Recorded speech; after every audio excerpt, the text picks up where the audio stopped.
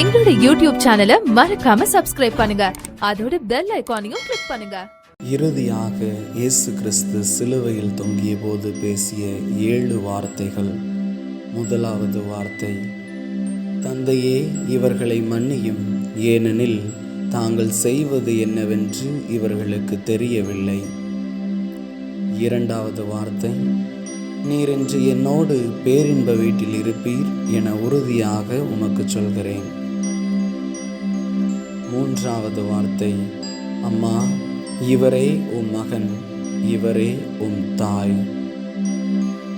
நான்காவது வார்த்தை, Eli Eli லமா சபக்தானி, அதாவது என் இறைவா, என் இறைவா, ஏன் என்னை கைவிட்டீர்.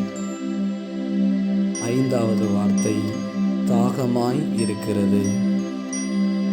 ஆறாவது வார்த்தை, எல்லாம் நிறைவேறிற்று. ஏழாவது வார்த்தை, தந்தையே, உன் கையில் என் உயிரை ஒப்படைக்கின்றேன்.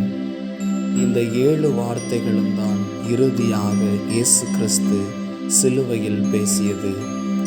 இதற்கு திருவிவிலியம் நமக்கு சான்றாக இருக்கிறது.